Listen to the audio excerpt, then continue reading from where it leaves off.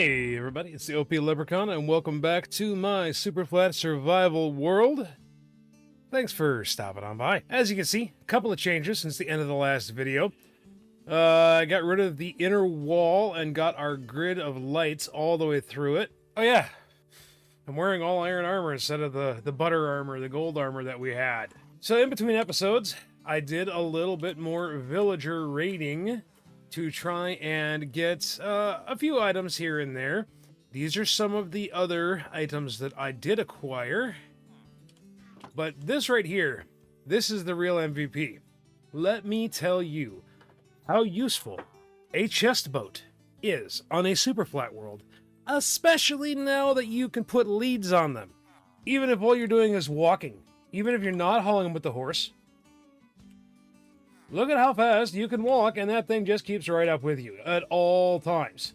When you put it on a horse, you might as well have the thing water skiing. It is a phenomenal contraption. So we're going to pop in here real quick, and you can see we got ourselves quite a bit more obsidian, and we did. I had to go almost 5,000 blocks to find one mine shaft that had a minecart in it. I was hoping to find glowberries, maybe pumpkin or melon seeds. I did find pumpkin and melon seeds. So that is one super duper cool thing that I will be able to get going while we're building our projects today and start our pumpkin and melon farm, which is a good thing because that means that trading will be so much better. Now, the other thing that I did find, I did not do anything with because we'll go back and we will figure out something for a mob farm for them later. In that same village that had that mineshaft outside of it, I found a cave spider spawner. I left all the cobwebs there because I didn't have silk touch and I didn't have a pair of shears with me. But I was primarily looking for melon seeds, pumpkin seeds, clay balls. Now, iron, other very, very important components to all of this. Now, the reason for the clay balls is I don't have a river biome, obviously, and I have no other way until I get villager trading set up to get a hold of bricks. And we need some bricks. We need some bricks to make a flower pot to make the iron golem farm that we're going to put right here work. So, as you can see, I have figured out the drop chute where the iron golems are going to drop. We're going to build it 20 blocks up in the air, which puts the fallen golems down here out of range of the ones that are spawning up there. So that means that as soon as they get down this far, they will effectively disappear according to villager and golem spawning. So this layer right here is going to be for hoppers. This layer right here is going to be for campfires. I'm going to put up a little fence around this.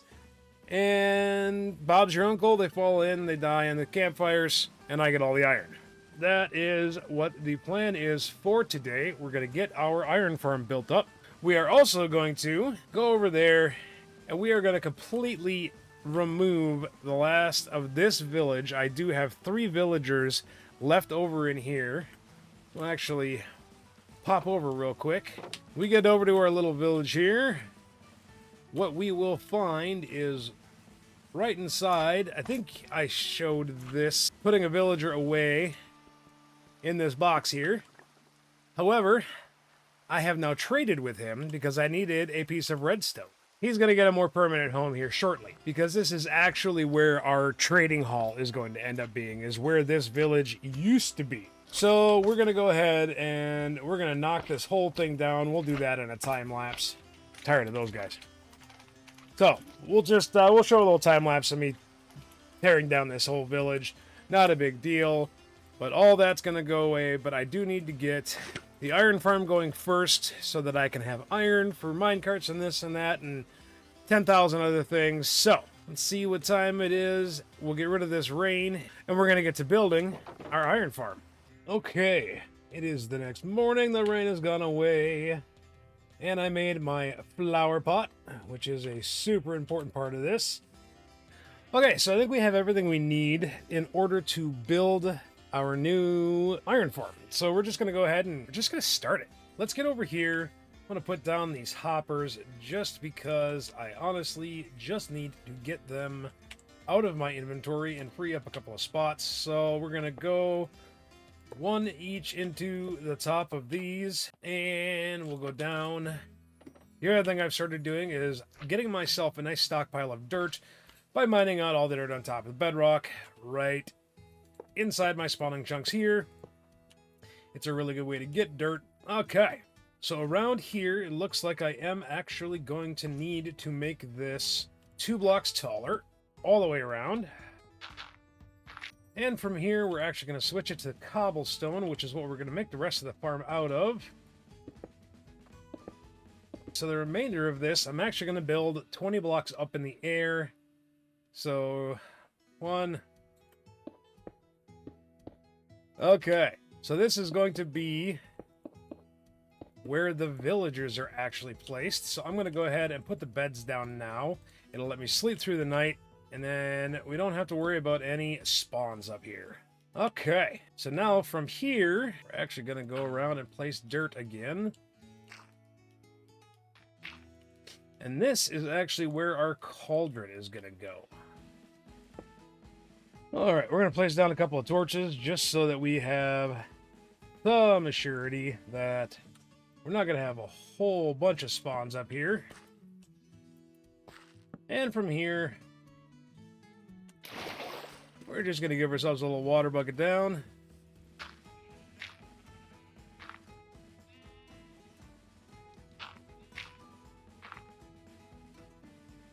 All right, now we got a pathway up. We can also use that pathway up for the villagers. So we're going to go ahead and get them in here as well. All right, so we slab across here. And the all-important, don't ask me why this works the way it does, but that is literally the most important part of this entire farm. Because somehow that singular flower pot disrupts their view of the zombie at night long enough for them to momentarily sleep. And if the villagers don't sleep at least once per night, they stop summoning iron golems. Don't ask me how it works, I just know that it does. That's all I know. So we're going to go ahead and build the rest of this platform. Actually, I think I kind of need to get the villagers up here before I can build the rest of the platform. So we'll do that part first. All right, we have all of our villagers over next to the stairs. 1 guy, 2 guys, and 3 guys. Come on, find the bed. All right, buddy. You're the last holdout. I need you to get up here, man. All right, there goes our villagers in their beds. And now they can't get out. So we're going to go ahead and just build this upper platform now. All right, we are all set here. I have got everything I need. I've got my slabs. I've got my piston. I got the button for the piston. We should be good to go. Go empty out my inventory a little bit, and then we should be ready to wait for nighttime and a zombie. All right, the sun is setting. Let us go see if we can find an appropriate zombie. Now, I don't have any name tags yet. So the only zombie that will work is one that can pick up an item. So we're going to start out here in the dark, in the spawnable grounds, and see if we can't get a zombie to spawn. All right, let's see if one of these 2 lads, or 3 lads. Nope, you're not going to pick it up. How about you, buddy? Will you pick up a potato? Come on, I need 1. Oh, wait, there's a string guy right there. Cool. That was not as much fun as I was expecting. Or maybe about as much fun as I was expecting.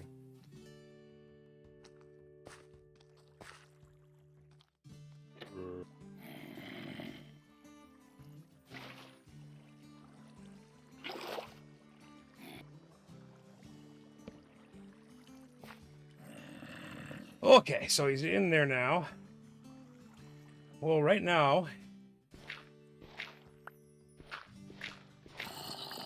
he technically should be safe. And make sure he's not going to burn up in the sun.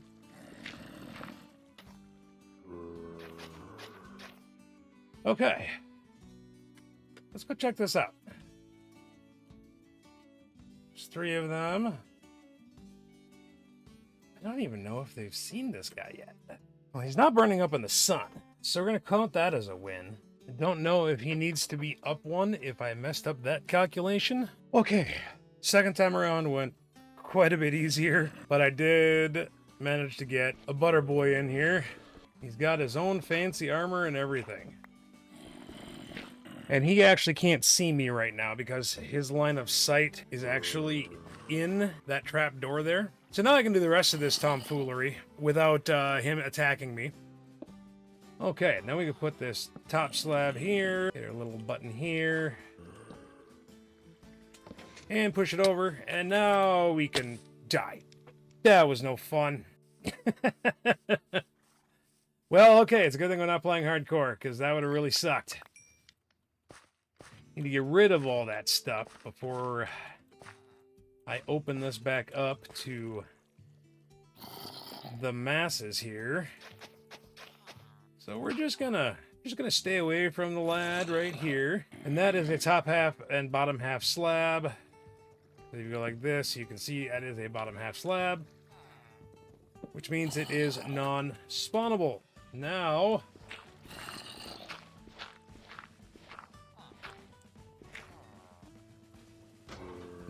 we have golem. Makes me wonder how much it would be worth swapping that out for a lava blade. Well, they're still spawning even while that guy's dying. So, I mean, it's still working. It's out of the range. So we are golden. We are golden. It spawns about, not quite 2 a minute, but like 2 every minute and 15 seconds. Minute and 20 seconds. So, right about now-ish?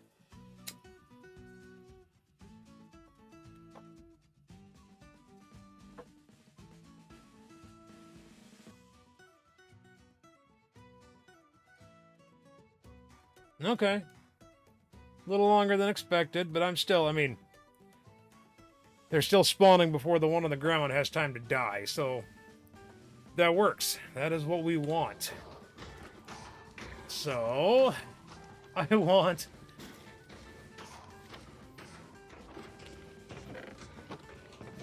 Alright, I'm gonna let this run for a little while. I think we finally have the iron farm issue solved. I did end up having to go back and get another zombie because the butter bar one, he disappeared. I don't know if he despawned. I thought once they picked up armor and put it on, they wouldn't despawn, but he did. Or he burned up in the sun. I don't know which. This double slab in the center was supposed to protect him from the sun, but I do know that this guy has been out here now for a couple of days, and I extended the roof over him to hopefully provide him with all the protection from the sun he could possibly want.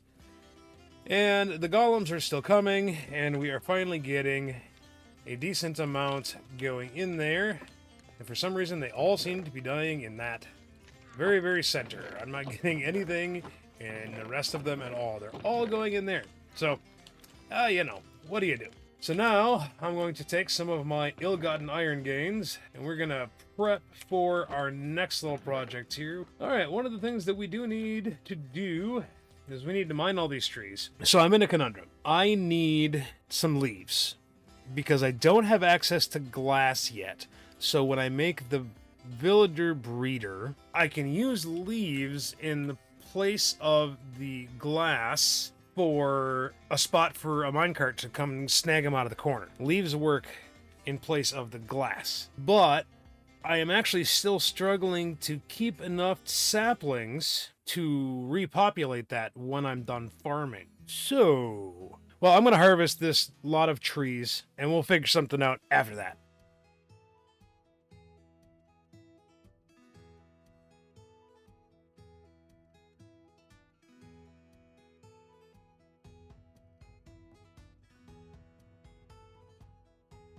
Okay, that is all done. And I managed to get 24 extra saplings, which is actually only about 10 extra saplings because I did have 14 in the chest right there. But what that has allowed me to do is replant my whole tree farm and grr at one of the giant oversized oaks because I'm not limiting their height. So, yeah, But anyways, now I can plant a couple of trees off to the side here, bone meal those and shear those. And if I can get like 2 stacks of leaves, I think that is going to be more than plenty to make it so I can build the villager breeder. Let's get at it. All right, I got just a hair over 3 stacks. I think that is going to be exactly what we need over here. We're going to head on over to that village, and yeah, we're gonna take her down.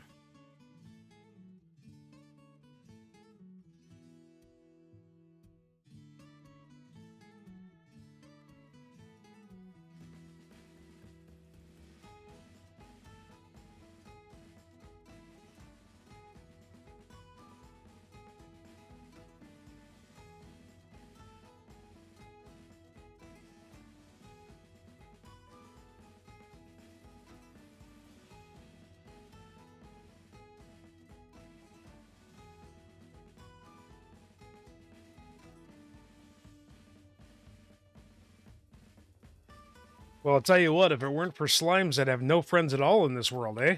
Oh, that was fun. There are so many of these guys, and they never, ever go away. I think we're going to end up having to spawn-proof this entire area, too, before we build anything in here. I have done 0 organization of this. It's all just thrown in here, all higgledy-piggledy, but that's everything that I got out of there. The one thing that I am curious to find out right now is just how much iron we acquired over in the spawn chunks while we were tearing down this village. I see my Zombert is still there. That's a good start. Not bad. Not bad at all. 11.5 stacks in about, I don't know, what was that, 3 Minecraft days? Something like that. I'll take it. Now, let us work on getting our villager breeder going. In between the last clip and this one, it has been a day, and I discovered that Mini HUD finally updated to 1.21, so you can see that I have my little Mini HUD in my POV in the top left corner, and it also gives me back, bing, my shapes, and my light plotter, so I know what's spawnable and what's not. So what we're going to do now is we're going to check and place all these cobblestone walls. Following that, circle all the way around, and there aren't actually, believe it or not, that many slime chunks inside this wall. So that's the only thing that I'm going to worry about spawn proofing at the moment. The rest is all going to be torch spam. I'm going to do exactly the bare minimum I need to keep this area spawn proof, but I don't want to turn it into, you know, a brown wasteland like that. And there we go. Now, if I get the wall up around here, we have no more problems with slimes in here. We just have to worry about normal spawns, which can be solved by lighting it up. So, let's get at it.